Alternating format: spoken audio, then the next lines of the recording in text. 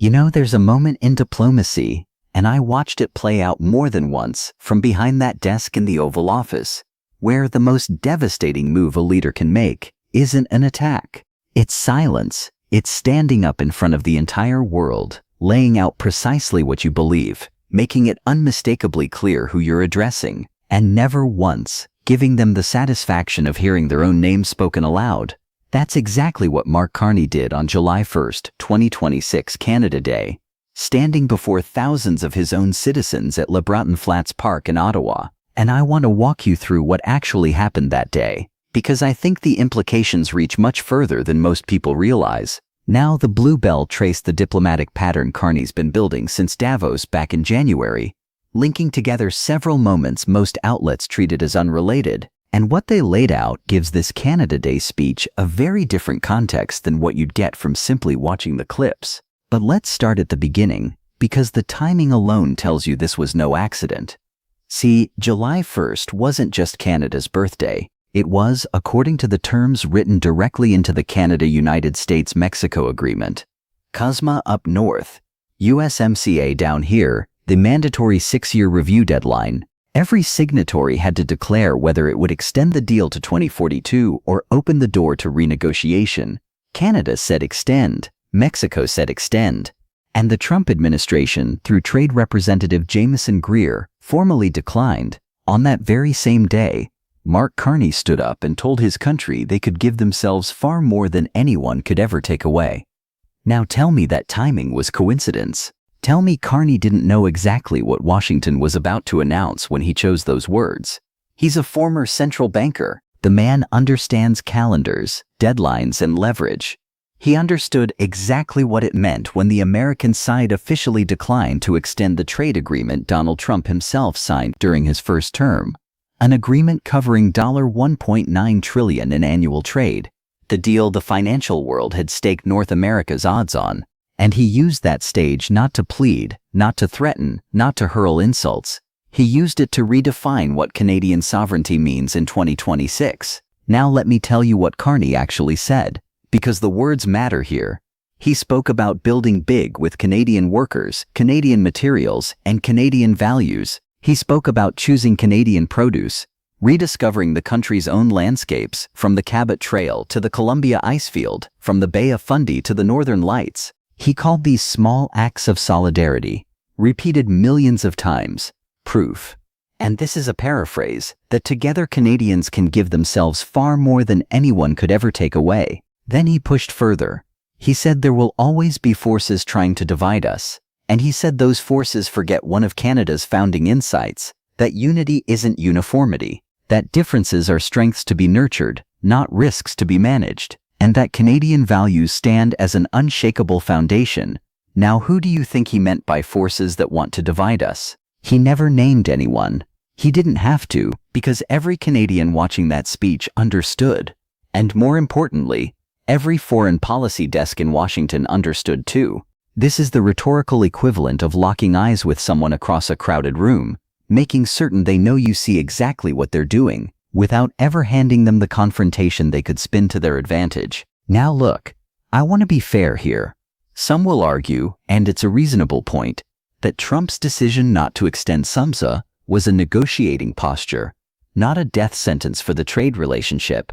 The agreement doesn't actually expire until 2036. Annual reviews continue. Nobody has pulled the withdrawal trigger, which requires 6 months formal notice. And there's an argument that Trump wants concessions, wants to address what his team calls shortcomings, and that declining the extension is leverage, not destruction. I understand that logic. I've used leverage myself. You have to in negotiations. But here's where I disagree. There's a difference between leverage and recklessness. When you take the most successful trilateral trade relationship on the continent, one that supports 13 million American jobs according to the Business Roundtable, and publicly treat it like something you'd rather scrap, you're not just negotiating with Ottawa and Mexico City. You're negotiating with every manufacturer in Michigan, every farmer in Wisconsin, every auto parts supplier in Ohio, whose livelihood depends on integrated North American supply chains. And the message Carney sent on July 1st was simple. Canada isn't going to sit around waiting for you to decide whether you value this partnership. Canada is going to start building for itself. And this is where things get complicated. Because Carney isn't just managing a relationship with Washington. He's managing a country that is at this very moment asking itself whether it wants to stay together. On October 19th, Albertans will vote in a referendum, not on separation directly, but on whether to begin the legal process toward a binding referendum on separation. Premier Danielle Smith placed that question on the ballot alongside 9 others covering immigration and constitutional matters. Smith herself has said she supports Alberta remaining in Canada. Polling from the Angus Reid Institute in late May showed 60% of Albertans would vote to stay, with 35% favoring the start of the separation process. But here's what troubles me. 51% of Albertans said they found the question confusing, and 56% said Smith had handled the whole matter poorly. The Blue Bell put together a timeline showing how Smith's government systematically lowered signature thresholds and extended collection windows for the pro-separation petition before this question ever made it onto the ballot. A sequence that raises real questions about whether this referendum reflects organic democratic pressure or manufactured political theater. Carney called it a dangerous bluff. I think he's right.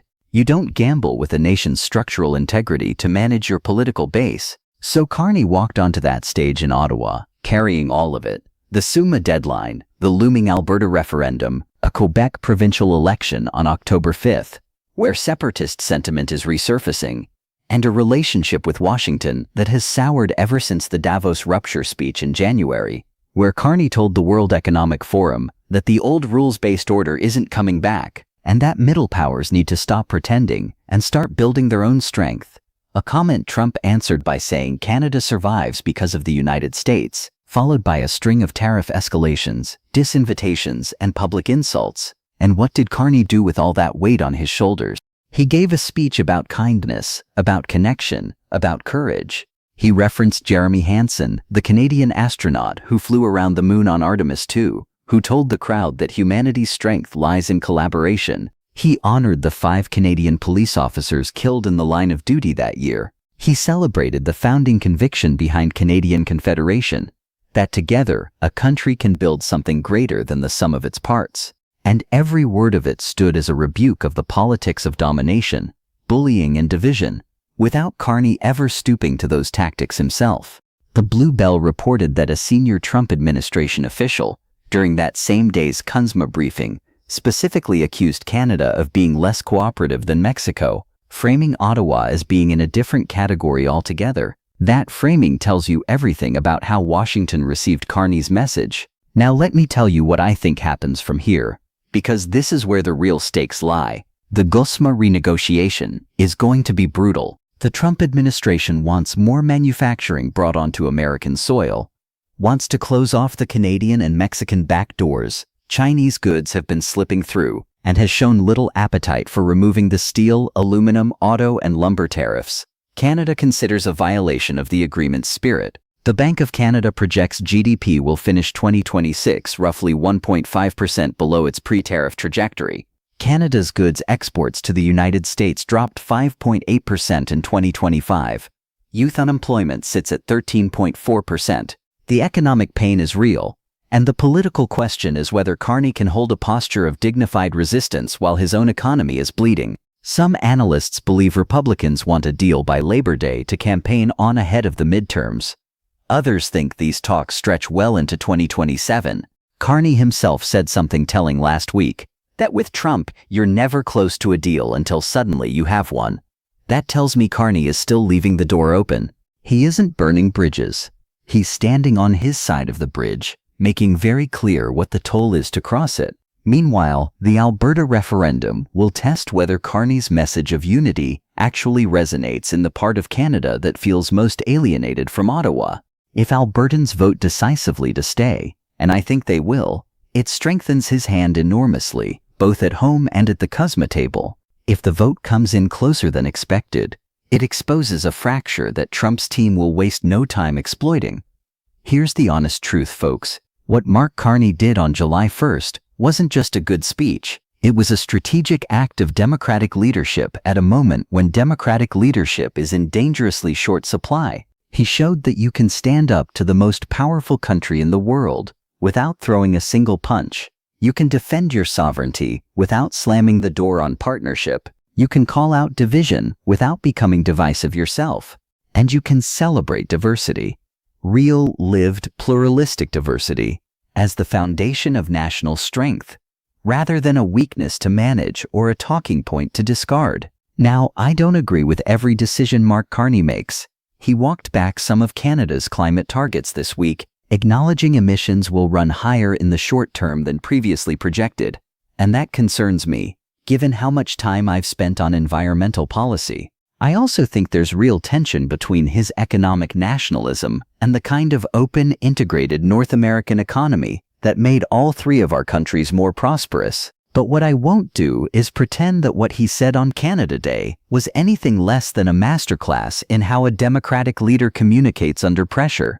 Because here's what I learned across 8 years in the White House.